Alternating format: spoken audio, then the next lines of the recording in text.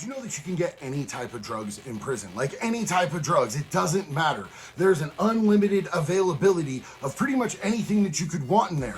Why? Because the fucking market is there and you can jack the prices way higher than you can on the street. So in this video, we're gonna talk a little bit about the ins and outs. I'm gonna tell you some of the things that I know. I'm not gonna expose anything that's not already a burnt lick. I don't do that shit. If it's still flowing, I'm not gonna talk about it. But like honestly, the number one way that illegal shit gets into prisons, categorically across the board, is the COs, the staff, the nurses, the coordinators. They know that they can make a much bigger paycheck off of smuggling shit in and selling it to the inmates than they're ever gonna get from DOC. Anybody who's ever been in prison knows that you can get shit through visiting sometimes, but it's really sketchy. There's a high chance that you are gonna get fucking caught because they strip search you after you leave your fucking visit going back to wherever you're going. Most visiting rooms have vending machines where you can buy little things like bags of Skittles or M&Ms or chips.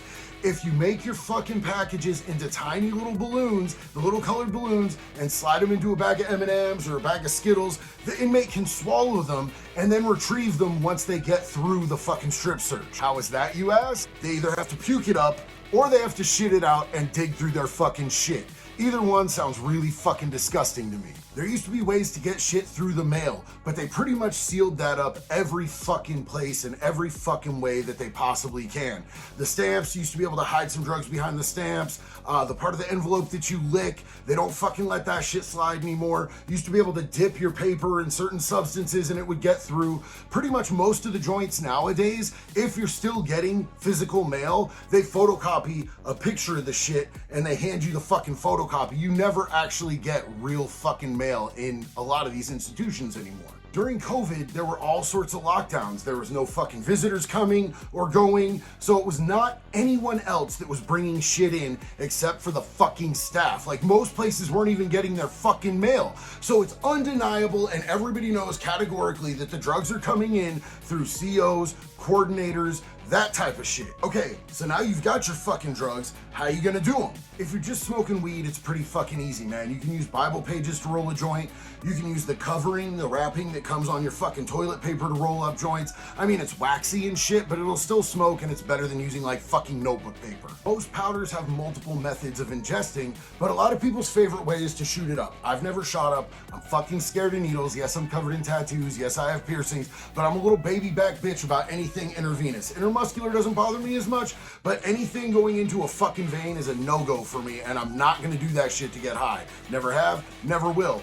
But a lot of people do. So sometimes people can steal their fucking needles every once in a while when they go down for fucking diabetes, like to get their insulin or whatever.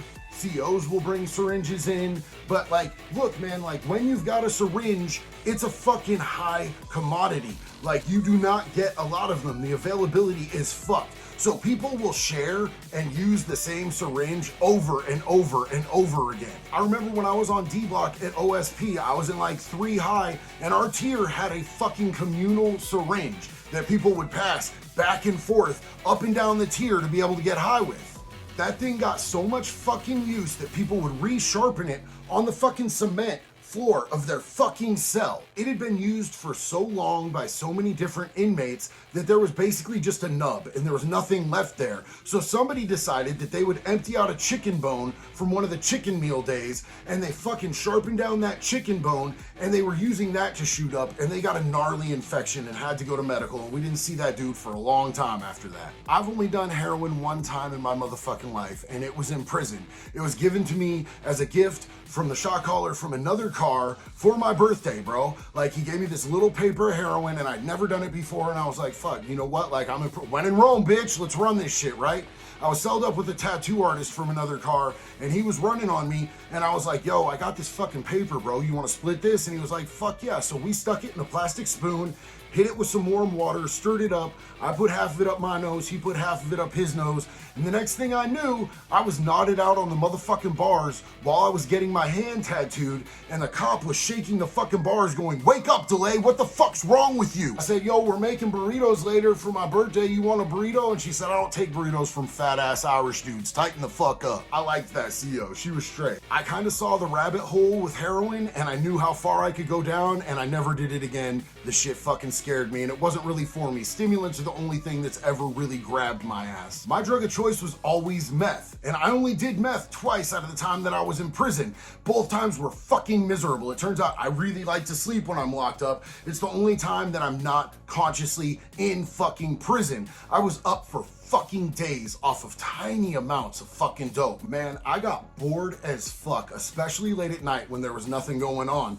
And I didn't want the COs to see me up all fucking night watching my little 7-inch TV. So I cut little eye holes out of my sheet and pulled it up over my head so that I could see through. And my cellie started calling me fucking Batman. I smoked weed a few times when I was in prison, but to be honest, I kept expecting them to come raid because of the smell. Like, I would literally, like, auditorily hear police dogs coming down the fucking tier, even though they weren't there, and it just gave me anxiety attacks. And to this day, like, I can't smoke, man. That anxiety takes me right back to that cell at OSP, and it's not a fucking good time, straight up. So I spent the vast majority of my time in prison completely fucking clean and sober, and I found a little bit of peace in that. Like, it definitely helped with my PTSD to constantly be entirely aware of my surroundings. That was important to me because where I was at, shit was popping off all the time. You could be walking down to Chow and 3 fights would pop off before you even got to your fucking table. Luckily, I was locked up before K2 was a big thing because I've seen videos of what it's doing to the dudes in there, man, and that's fucked, bro. I could never ever be that type of motherfucker. Same thing with what I hear is going on in there with Fent right now. It's fucking awful. You ain't gonna catch me nodding out. You ain't gonna catch me drooling. You ain't gonna catch me acting stupid as fuck in a situation like that. But I promise you this, as long as there is a fucking market and they can jack those prices up, there will always be drugs in prison, no matter what. Because you can corrupt a staff member in about fucking 3 simple fucking steps. So nothing is ever gonna change. It doesn't matter what they do. They can take away the visits, they can take away the mail, they can fucking put everybody in fucking solid, the entire fucking bitch. They can put you everybody in the shoe, and people are still gonna get drugs in there because the COs are gonna get them little green dot cards from their people out on the street with fucking cash money on that shit to go towards their fucking jacked up Ford truck payments. Honestly, one of the most OG motherfuckers that I've ever met told me when I was in prison, I don't fuck around when I'm in prison. When I'm in prison, that's my vacation. That's when I get my mental health right. That's when I get my body right.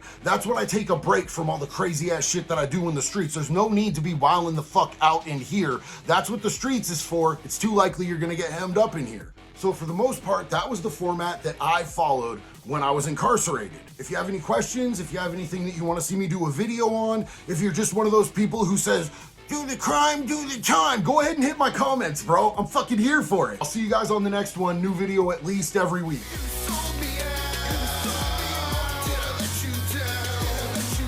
My only interest in this complicated complex, I just wanna see your bitch ass